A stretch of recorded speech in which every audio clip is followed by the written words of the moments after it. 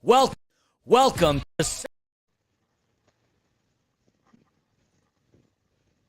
Welcome to Soccer in 60. Welcome to Soccer in 60, presented by Presented by the Empire Strykers, where we take you around the greater Los Angeles and talk about all the local teams, including LA Galaxy, LAFC, Angel City, the Empire Strykers, and Orange County Soccer Club. Buckle up, everybody. It's a live read today.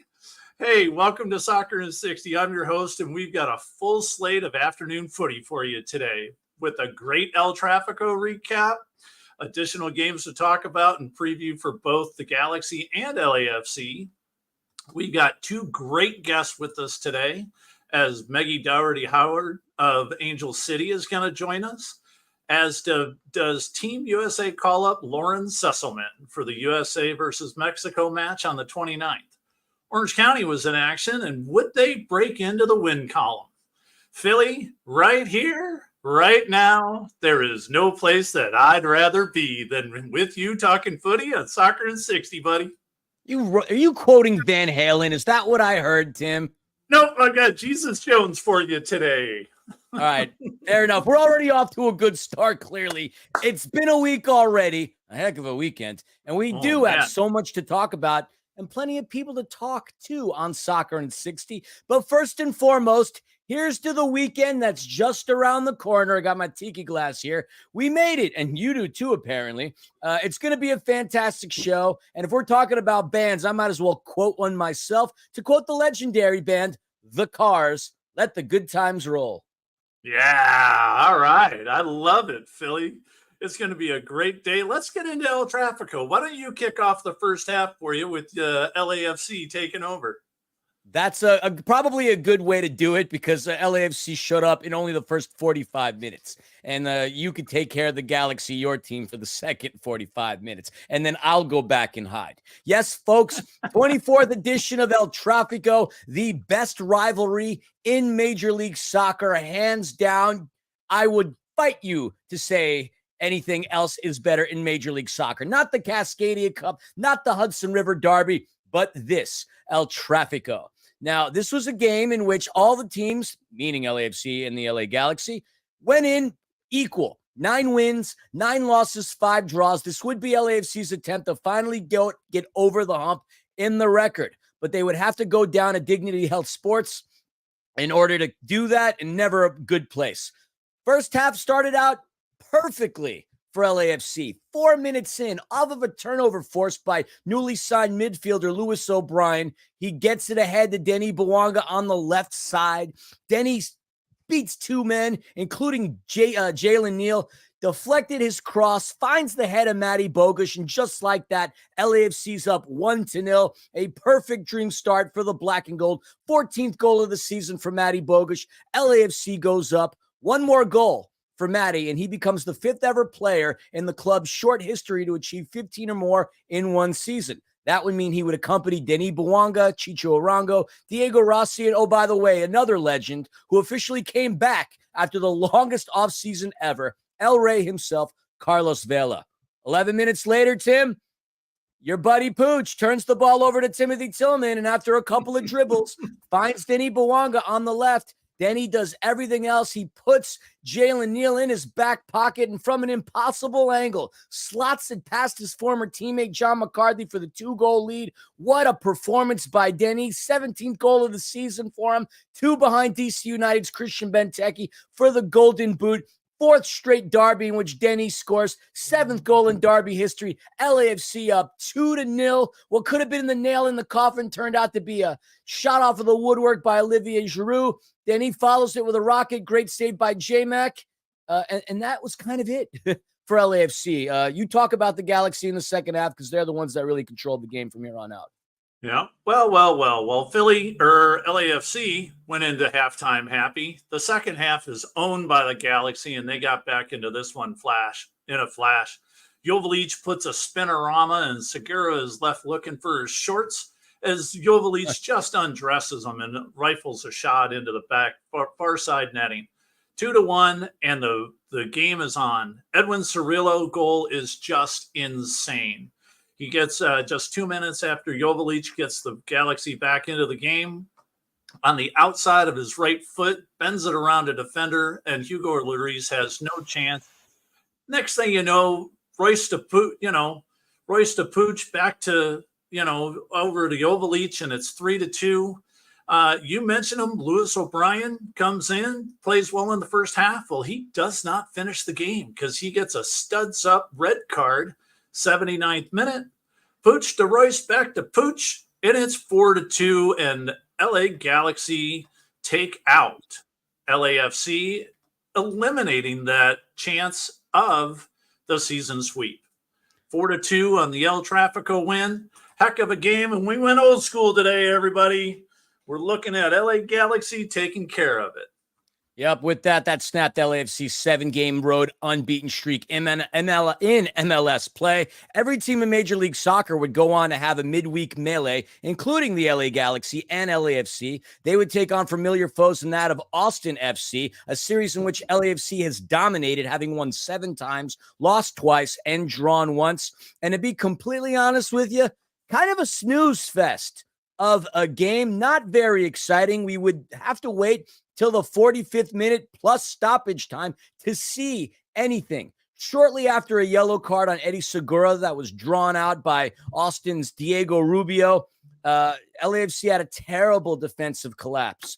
Osman Bukhari off of Austin connects with the leading scorer on the team, Yader Obrian. Bukhari absolutely smokes. Unfortunately, Aaron Long. They go up in the at the half, up 1-0. Not a great start for LAFC. They haven't been playing really well. Last win, if you really think about it, was against Seattle in the Open Cup. And then we would have to fast forward up until the 60th minute for LAFC when Steve Cherundolo would go to the bench. Game changers for LAFC. Fresh legs makes us all tap kegs. Why, you ask? For beer showers, because the beers and the drinks get thrown in the air in the north end when LAFC scores. In comes the youngster, David Martinez.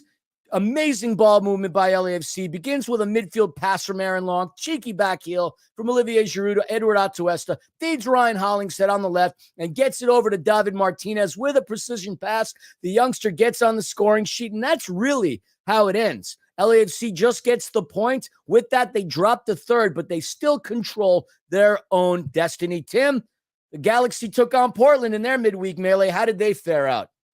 You know what? I think there was a little bit of a beer shower hangover for the boys from LA because the Galaxy got beat pretty good last night, 4-2 by the pesky Timber Trees.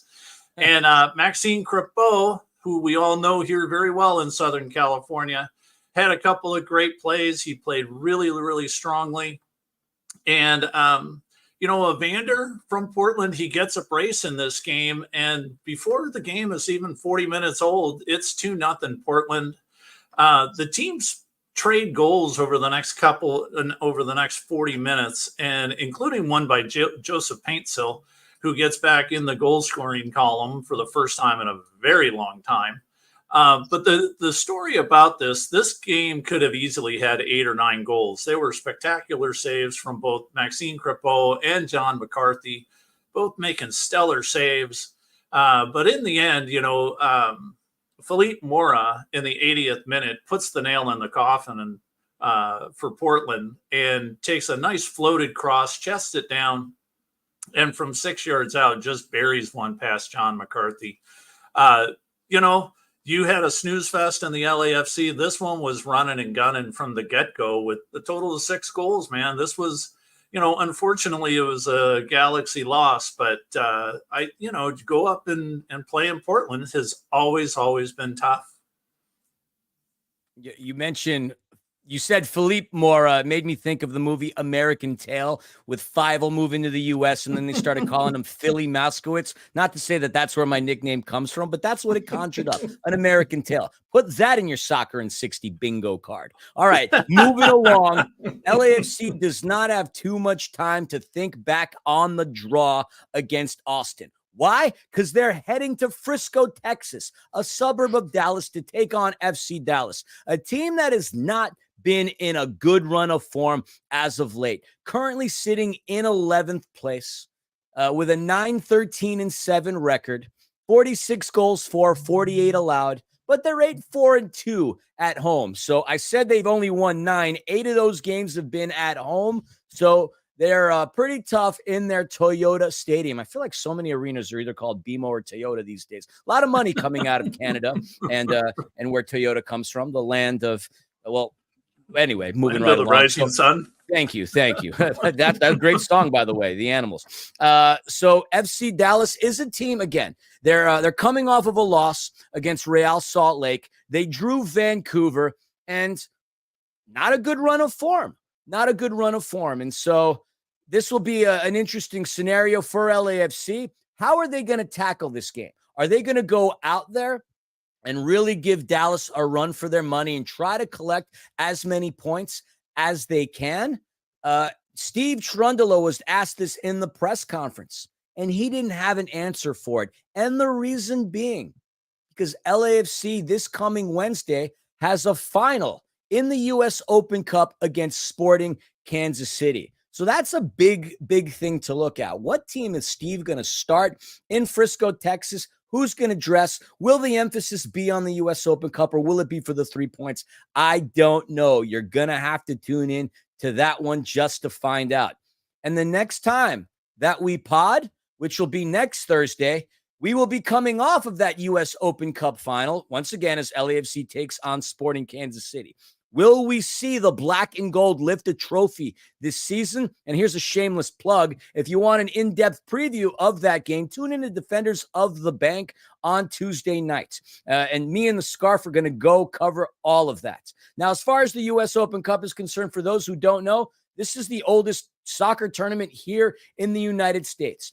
Founded in 1914. This has been a historical scenario, a historical tournament, similar to that of the FA Cup in England, or the Pokal, if you will, in Germany, where every single team that's professional, even amateur, has an opportunity to go out there and compete.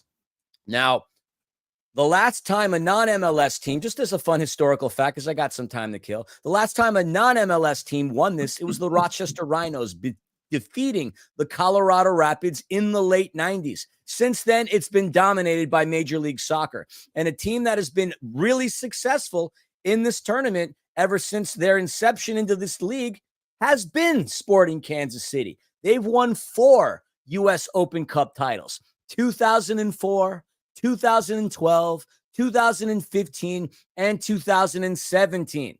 But here's a team that has fallen on hard times. They have a legendary coach in that of Peter Vermees. This guy is as good as it gets in the United States. But his team this season, not performing well. We already talked about FC Dallas being in 11th place. Well, just underneath them, below them, I should say, is Sporting Kansas City, sitting in 12th place with 8 wins, 15 ties, with an 8-15-7 record. This is not a good team on the road. They have not been. They're 2-10-3 on the road. So Sporting Kansas City, dare I be so bold as to say, quite miserable when it comes to playing on the road. But they've historically been successful in Los Angeles, as they were the first ones to hand LAFC a defeat at then Bank of California Stadium in 2018. Now, LAFC is playing a game over the weekend, but so is Sporting Kansas City. They'll be taking on Minnesota United at home. The smart money is indicating that SKC should win that one. So that's going to be interesting. People that LAFC need to be aware of on Sporting Kansas City, you got William Magada, who's the team's leading scorer with 9 goals, Eric Tommy with 7, and then Alan Polito of El Tree, a legend within his own right, 7 goals. These are 3 phenomenal players. Couple them in with Memo Rodriguez, who's traveled around for a little bit, also played with the Galaxy. Eric Tommy, the German, 5 assists, and Johnny Scotch himself, Johnny Russell, the designated player with 5 assists. This will be a tough matchup. Again, well coached. Peter Vermees is a legend. And in a knockout situation, everybody's got a puncher's chance. So LAFC has a big game ahead of them, but they still have to get through FC Dallas. So that's your LAFC preview. And let's see what happens. Let's see how jovial I'll be come next week, because I'll either be very happy or I'll be very depressed. So hopefully LAFC gets to lift the trophy. I am predicting LAFC is going to win. I absolutely do, and not because I am biased or any other reason. LAFC is going to win that U.S. Open Cup. Yeah, I agree with you, Philly. I think that even though Sporting Kansas City does have a long history of this thing, I believe that they're going to go in and they're going to take it just because of where they're sitting. And I do believe that the LAFC group, the team, is going to come in and they're going to wipe out Sporting Kansas City. I'm giving it a 3-2 victory for LAFC on that one. So I'll take it. Yeah. And with that, let's get into LA Galaxy. They've got a game coming up this weekend. You know, we've got Vancouver coming in against the Whitecaps at home at 7:30 Saturday night at Dignity Health Sports Park. Make sure I get that correct for our group down there in Carson. Vancouver's coming in hot, man. They're 3-0-2 in their last 5 matches. And they've always played the Galaxy strong. You know, the Forever Series is pretty close, 16 wins for the Galaxy, 12 for Vancouver. So this is a good rivalry. And here's the thing. Vancouver's sitting 6th place in the Western Conference, but they're the best in the Western Conference on the road at 7-4-4. Brian White leads the Caps with 13 goals, and Ryan Gauld leads them with 13 assists.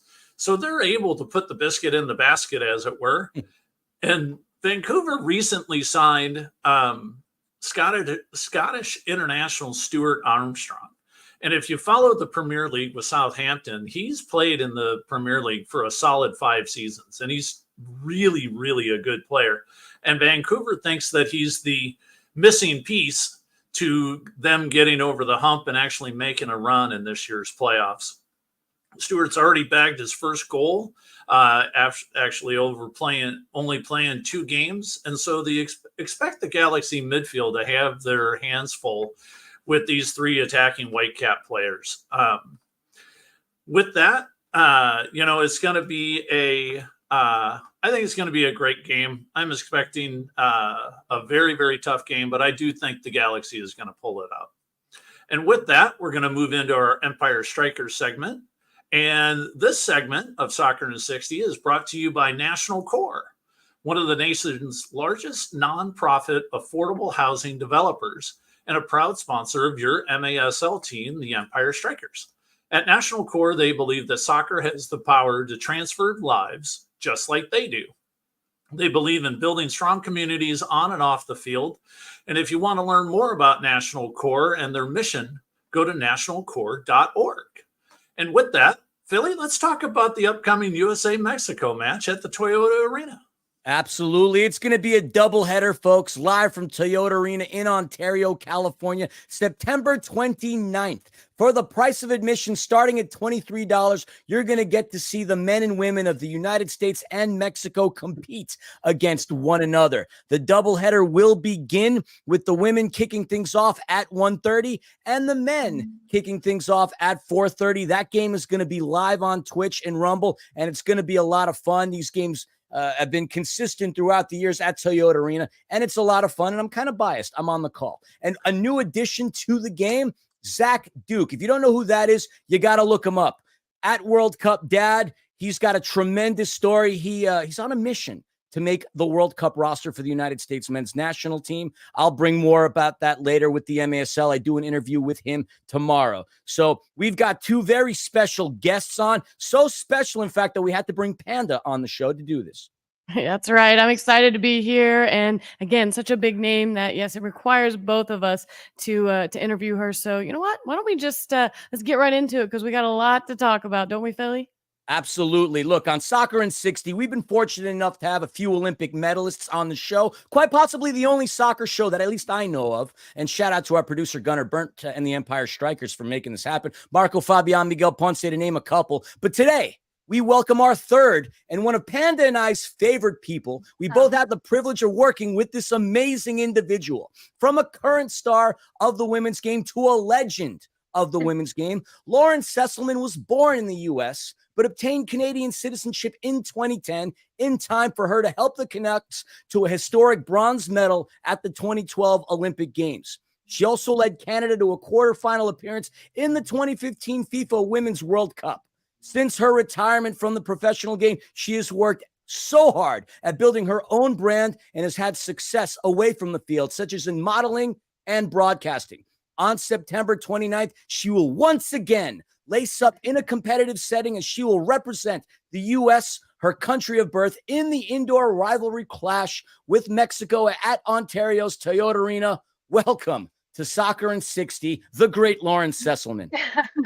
What's up, guys? How are you? We're good. We're doing great. Good to see your face as always. So we're going to hop into it because we got a lot to talk about with you because, well, let's just make sure that we're all up to speed on everything because every time we check in on you, you seem busier than ever. So would love for you to tell our listeners that haven't been following along what you've been up to since your professional playing days.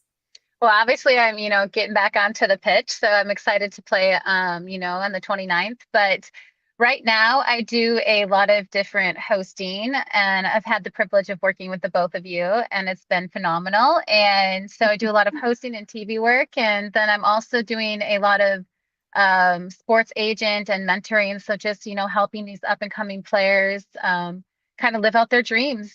So, and I also just started 2 businesses. You're going to be seeing a lot of one of them coming up soon. It is soccer related.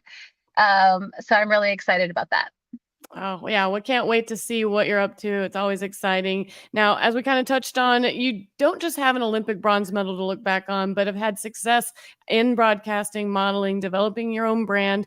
What accomplishments would you say you're the most proud of? And where does that Olympic medal rank in all of it? Wow. I have to say, because it was my dream ever since I was a little girl was to, play in the World Cup and Olympics. And so, not many people get that opportunity. So I would say that has to be number one.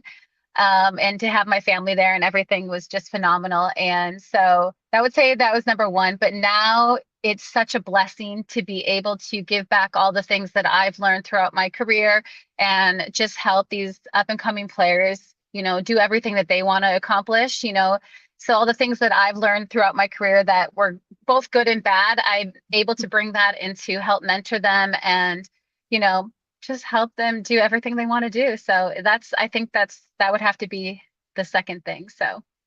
Fantastic. Lauren, while your proudest moments as a player possibly did come with Canada, you once again agreed to represent the other nation you are a member of, and that would be the United States in the indoor rivalry clash with Mexico on the 29th next Sunday. Tell me what it means to you to play for the U.S. and what are you expecting from the game after playing in the inaugural edition last year? Yeah, I'm so excited to rock the USA. Obviously, I'm a dual citizen and grew up in Wisconsin, and then my dad's from Newfoundland. So I rock both of them proudly. And so this is just a great opportunity to play with incredible players, a lot of players that want to continue playing, especially when they bring on the new league. So I think it's going to be just awesome to be out there with them. Last year, the USA did not come out on top. So I would love to come out on top this year. And so I think we put together an awesome roster. The Mexican team has an awesome roster as well. So I've had the opportunity to play with a lot of these girls and just to be able to step onto the pitch with them on the 29th is going to be so much fun. And we're going to have an amazing crowd. And so we're just excited. Yeah, it's going to be fun. I get to be on the call. Panda will be on the sidelines. Yeah, it's a good thing. I want to touch upon something you just mentioned, by the way. The MASL, the Major Arena Soccer League, for those who don't know, recently announced a major unification, meaning it will now be operating the MASLW, its women's division. Do you have any thoughts on what you'd like to see in terms of the growth of women's indoor soccer? Do you think it could really develop into a legitimate option for those really talented players who don't have quite what it takes to make the NWSL? Yeah, I mean, I think I've talked to a lot of girls already about, the possibility of playing in it. And, a lot of them are super excited. I know they have a current league right now. And so a lot of those players are really excited for this partnership. And, the game is growing rapidly and it's pretty awesome to be a part of it and to see it all in every capacity. I mean, the Super League, the NWSL, everything is growing around the world. And, the immersion of this league is going to be even more special. And, I'm hoping to be, more involved with it and to see this growth. And I think it's going to be really cool. So I'm excited. I can't wait to see what happens with that. Such a great opportunity. Hmm. Now, kind of going backwards a little bit, you have dual citizenships. We've Hmm. mentioned being both American Canadian. And while you were born in the U.S., one of the most meaningful moments of your career in life came when you won that bronze medal. You started in all 6 matches, and you helped Canada to the quarterfinals of 2015 World Cup. Nearly a decade and a half into holding dual citizenship, what does it mean to you? And would you say you've had 2 hearts beating in your chest for these teams? Yeah, I mean, definitely. I think growing up, I watched both teams. And also I think it's pretty cool, especially with Canada, we're getting our own league, our own professional league. So it's just a testament to all the hard work that a lot of these players are doing off the pitch as well, growing these leagues and wanting to see, women's soccer really prevail and succeed.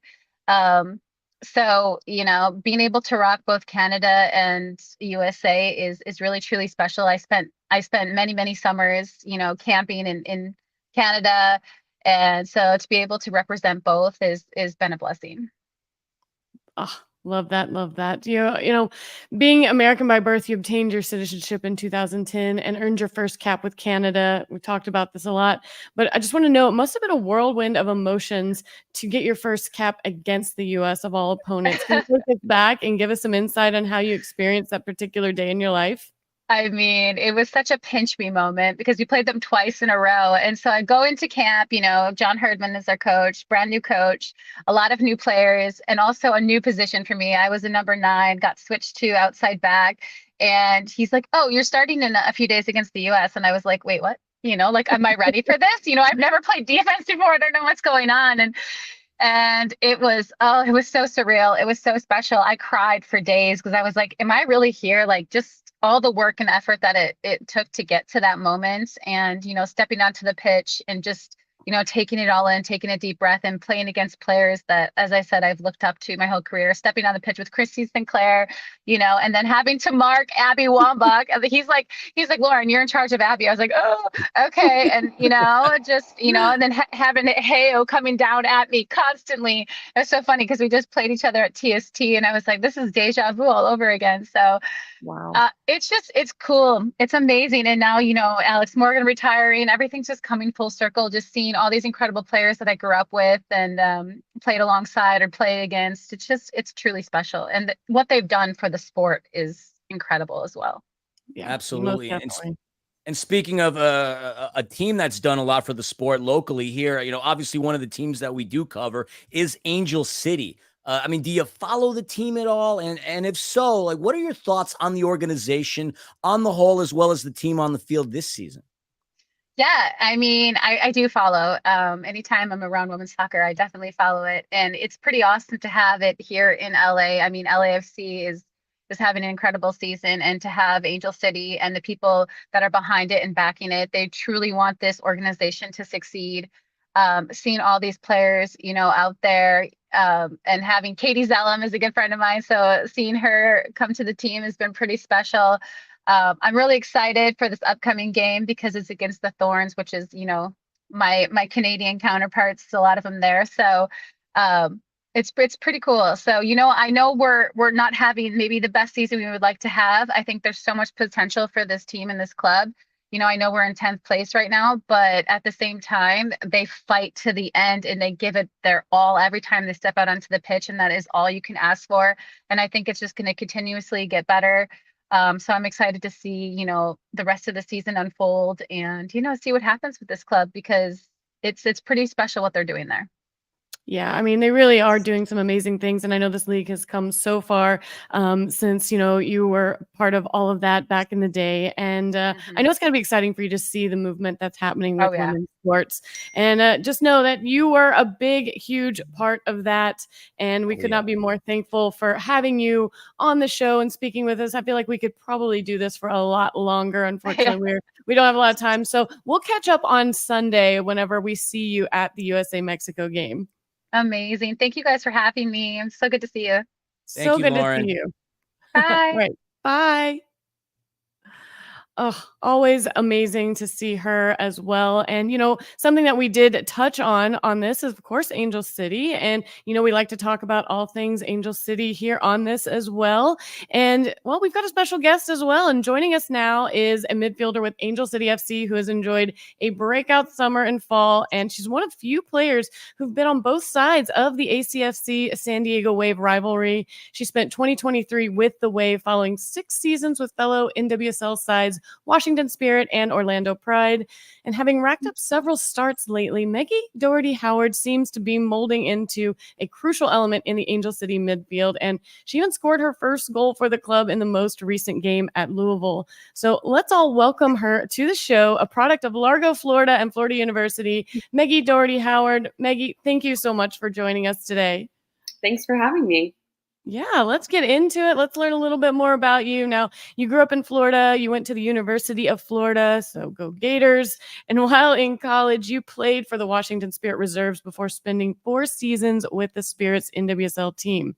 Now, this is only your 2nd season in Southern California. I want to know, how does it stack up to living in your home state of Florida and the Washington region? I love to hear people's opinions about the different climates and how that affects you.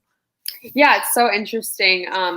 The part of Florida I'm from is near Tampa, so it's like Clearwater Beach kind of area. So I grew up 5 minutes from the beach, and coming out to San Diego last year, it was also the beach, but in a completely different sense. Like the water where I'm from is the Gulf, so it's warm all the time. It's flat, just a completely different scene. And then coming out to California, I didn't realize how many mountains there were, how the beaches are just cliffs in some areas. So it was cool just to kind of experience that change in terrain and just see a different part of the country a little bit more. Nice. Well, what would you say is your favorite part of living in Southern California? I'd say just the sun's out a lot. I'll say that wasn't the case last year. When I got to San Diego, everyone's like, oh, Southern California, it's 70 and sunny every day. But we were going through that rainy spell, and it was literally raining every single day. And I was like, I feel like I've been sold a lie. It is not 70. It is not sunny. But this year, the weather has been a lot better. So yeah, that Welcome to Southern California pamphlet that they hand you didn't say anything about the rainy season. I feel like we were also a little bamboozled, but I don't know. I kind of miss the rain. I'm not gonna lie, being from the Midwest. But speaking of Southern California, you're a rare breed in that you've actually played on both sides of this big rivalry that we now have between Angel City and the San Diego Wave. So in other words, you're kind of qualified to take us on the inside and tell us what it's like as a player from either perspective to play for both teams. I think whenever you go from one team to another and you have kind of an insight into the organization used to be at, it is cool to kind of just compare the way things are done. Every team operates slightly differently. And just, I think being able to see the differences in the communities has been cool too. Both organizations have great support and fan bases, but I think the fans here at Angel City are really special, and the sense of community that's built within them and with the team.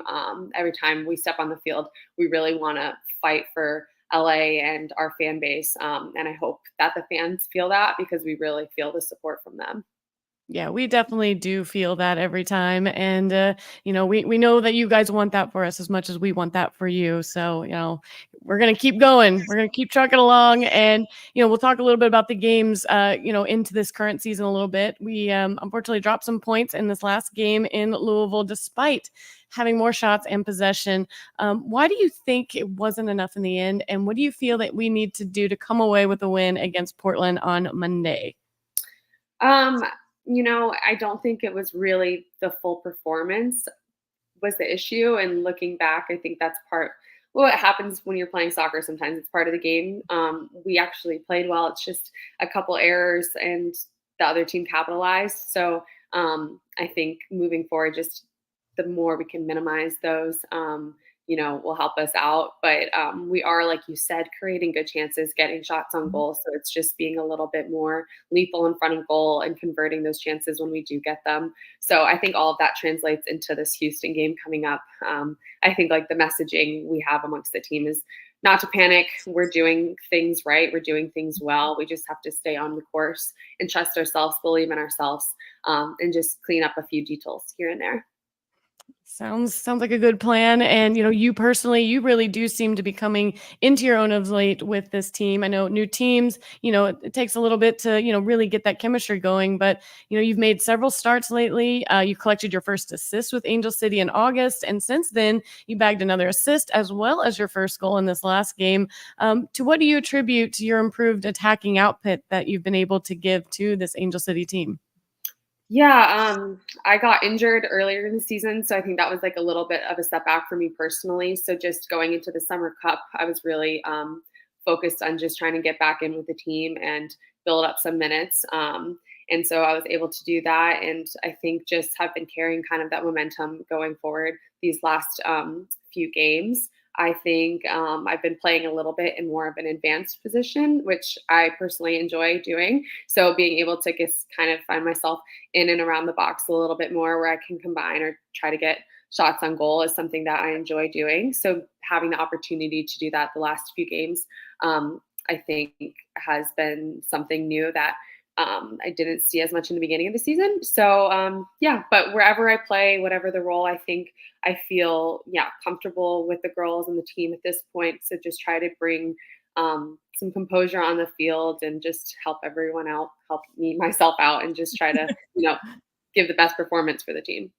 Right. All right. So we're going to back up just a little bit. We're going to talk a little bit about growing up. Now, you played for a boys team for 7 years.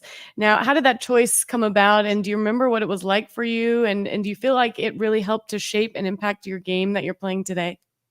100%. I always say I don't think I would be the player I am today had I not kind of gone that route. When I was growing up, the youth system was very different to how it is now, and there weren't very many competitive girls teams in the area.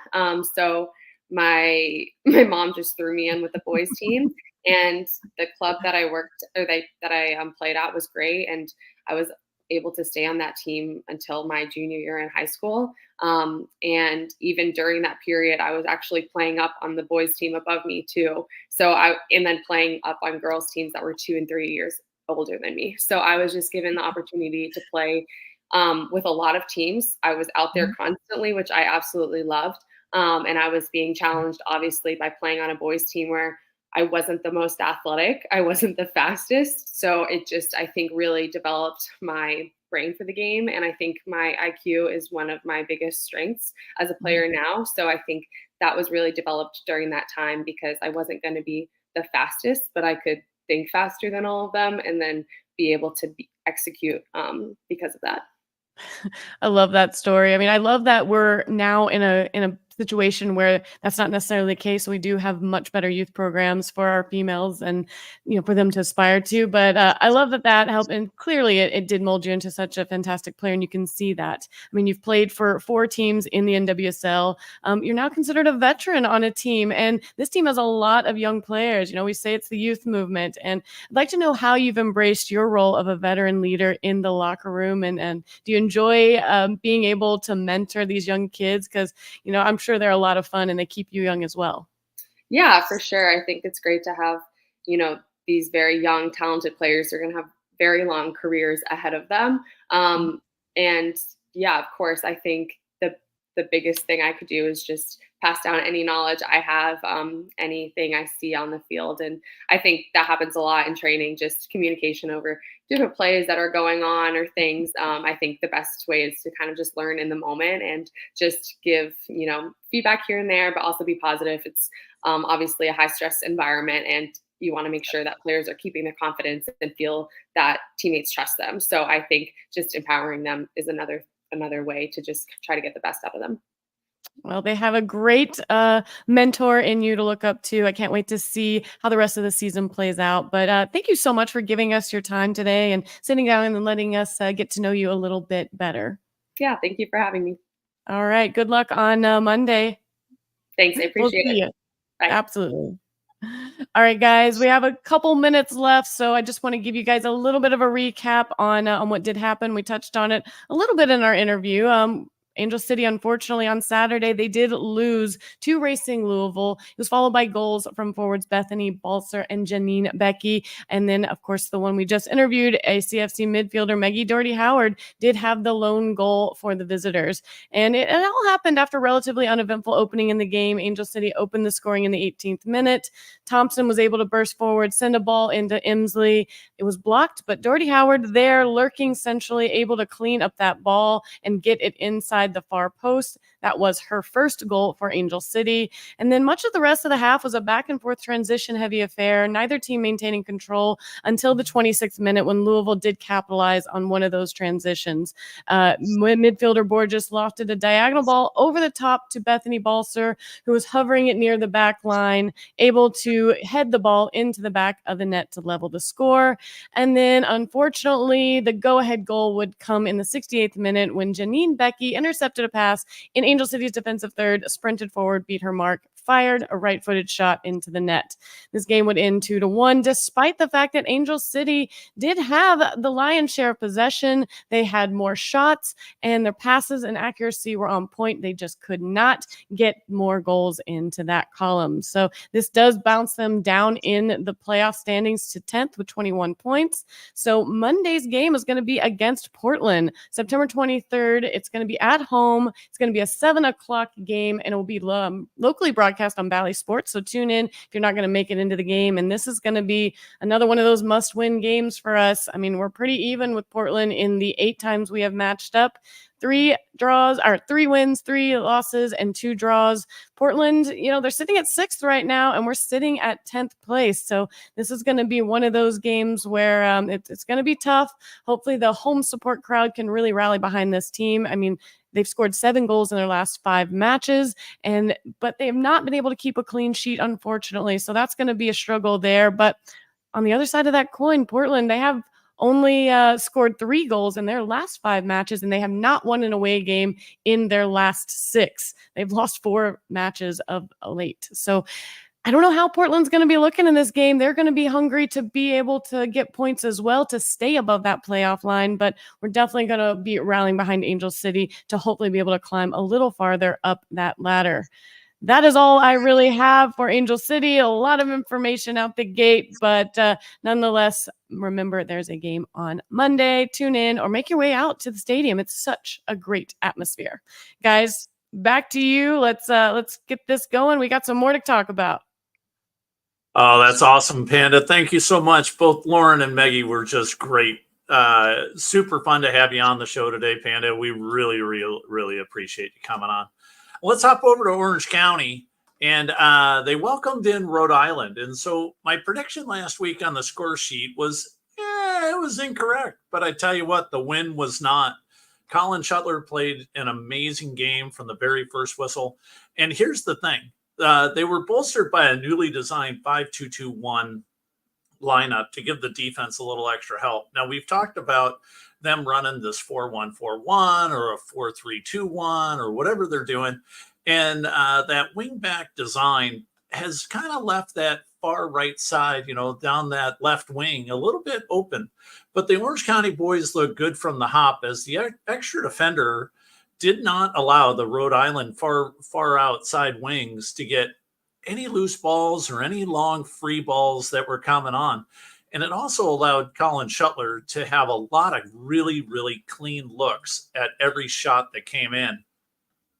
And a bunch of these were early shots on frame by Rhode Island. We jump ahead. We talked about Albert Dickois last week about he was leading scorer and he was going to come in. He got shut down this entire game. And about the 30th minute, Ethan Zubak had a really, really close call in the 30th minute. And, it was so close, but what they didn't do, they didn't just kind of buckle over. They didn't kind of fall apart because just a minute later, a great defending play by Ryan Dogman at midfield along the sideline creates a great wide right side pass out to an onrushing Bryce Jamison. Bryce Jamison is just ripping down that right-hand side, and he collects the ball just inside the 18 and makes a beeline for the 6-yard box. He's got almost no angle on this thing because the defense is crashing down on him. But what he does is he puts this ball far to the left post, and this thing collects right inside the side netting. And in the 31st minute, Orange County is up 1-0. This is great because when they played a couple of weeks ago, they went up 2-0, and then they kind of faltered and they ended up losing. But this time they played amazing. For the next 60 minutes, Rhode Island was just stifled. Every time Colin, the guys got a shot from Rhode Island on frame, Colin Shuttler was there, including the save of the night it's ridiculous. There's a great shot on frame off a set piece, and there's a header, and it actually deflects off one of the defenders of Orange County. Shuttler takes this thing and just somehow magically blocks this thing in the 90+4, and he gets the shot out. And, we've been talking for weeks and actually a couple of months now about, the injuries that we've had, that Orange County has had. Thomas Among is coming back into form. He's played now 3 games since coming back from injury. He's looking strong. He's getting back that fitness that he hadn't had in the past couple of games. He looked really, really good over the weekend. Also, you've got Pedro Gamaras, who's fresh off a youth national team call-up for the under-17 squad. The kid's only 16 years old, and he played 7 minutes at the highest professional level here in Orange County.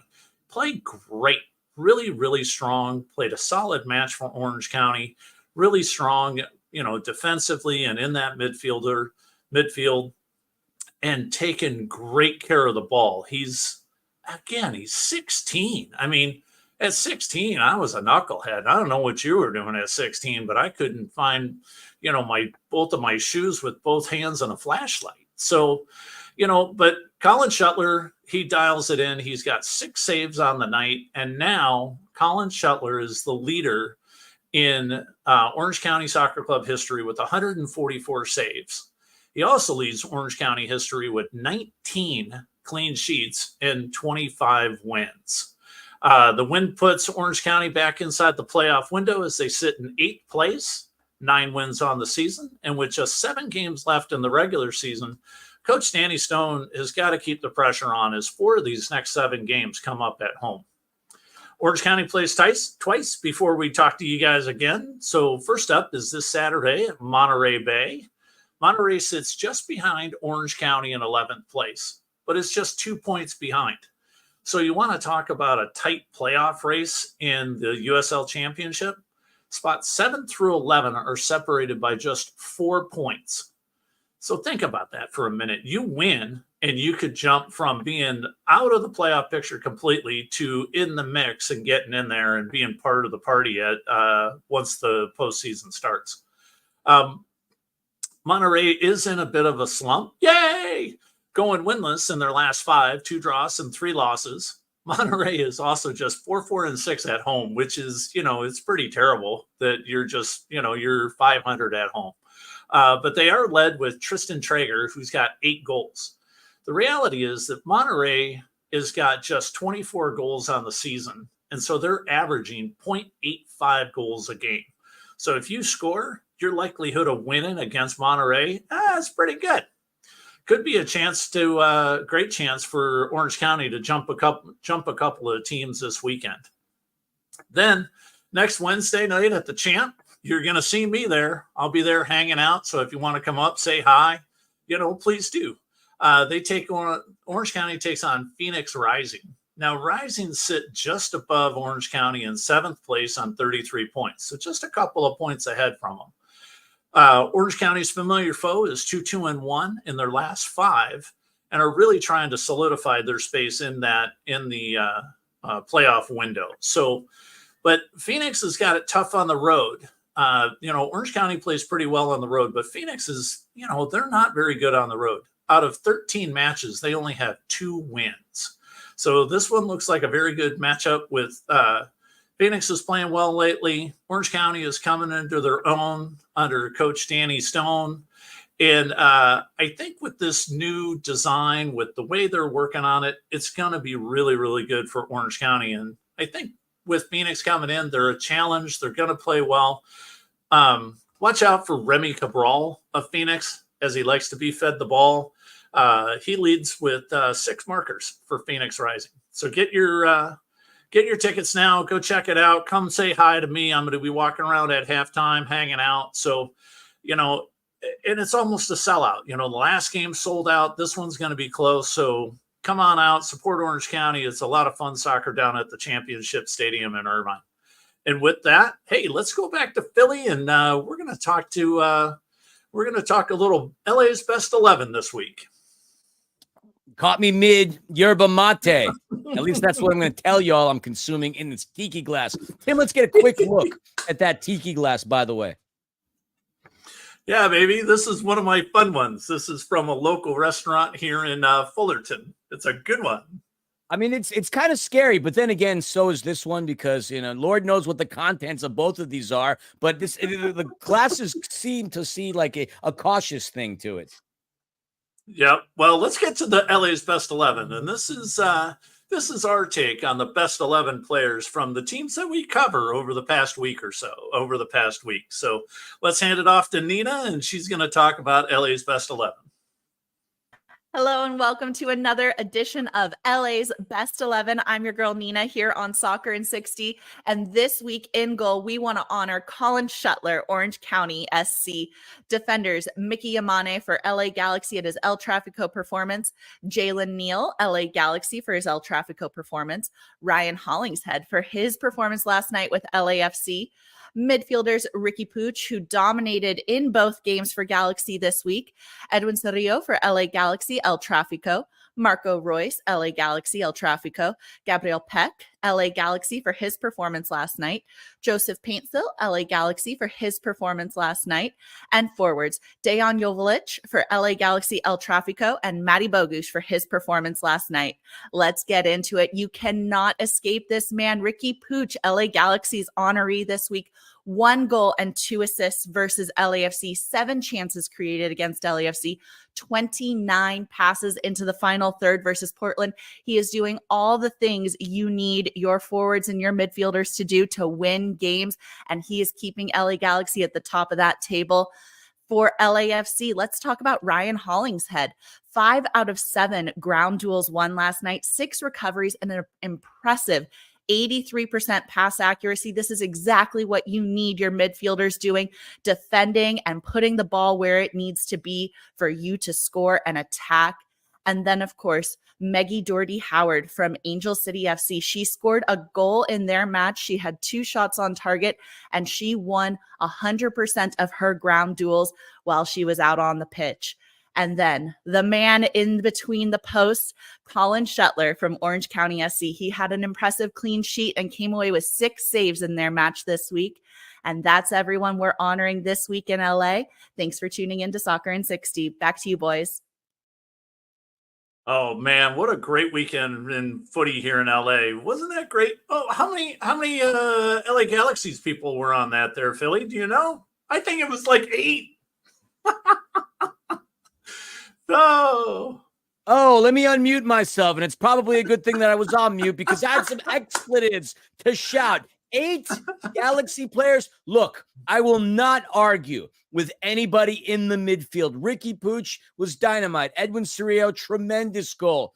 Joseph Paintsill, fine. He wasn't in El Trafico, but he competed in the game against Portland, fine. What I have a problem with is that Denny Bouanga is on the bench. Yes, Matty Bogusz did score his 14th goal, but Denny was a big part of that goal, number 1. And Denny obviously scored that goal from an amazing, amazing angle to put LAFC up 2-0 at that moment in that frame. Now, Dejan Joveljic, yes, he had the brace against LAFC, but none of his goals were better looking than what Denny Bouanga had done, putting LAFC up 2-0 with a goal and an assist in El Trafico. For only considering that, I believe Denny Bouanga should be on this list. Yeah, I I'm kind of there with you just because of the way that was, but you have to believe that spinorama that Jovalic put Segura into the popcorn machine, poured butter on him, and then ate them for lunch while watching a movie was just incredible. So I'll give you a little bit of I'll give you a halvesy on that one on him. But your description makes me want to go to the movie theater. I haven't seen Beetlejuice yet. I think that's what I'm doing after the show. Oh, fantastic. Don't say it more than twice. Beetlejuice. Oh, but it was fantastic. So, but a great weekend of LA area footy.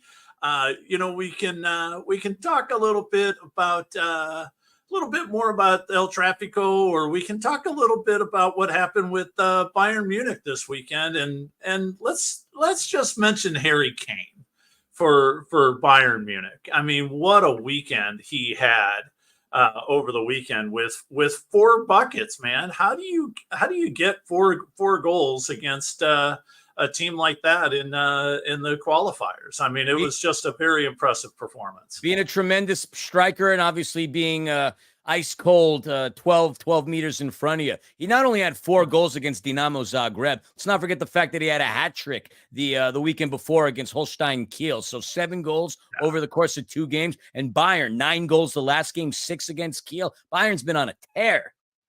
Yeah, they've just been tearing people apart. It's just amazing. And so for Harry Kane, it's fantastic to see stuff like that. I mean, when you're getting PKs, it's one thing, but when you're also getting from run of play over the course of 2 games and getting 7 goals, I mean, just incredible. So 33 goals by an Englishman, most in Champions League history for a man from the UK. That's awesome. That's 33 right. goals. So check us out on our podcast. You can catch us after the show. We're on the Empire Strykers YouTube channel. We're all, just search Soccer in 60 on whatever podcast service that you're looking for to catch us on, just your regular search engine as well. Search in, search Philly Philemon. He'll show up. Search me, Tim Kolotz. You'll see me on my day job, but also on this. And with that, hey, you know what? Philly, it's been fantastic, man. Thanks for hanging out with me on a Thursday. Everybody, I haven't hung you out, but yes, I'm happy to be hanging out with you. Thanks so much. And this has been Soccer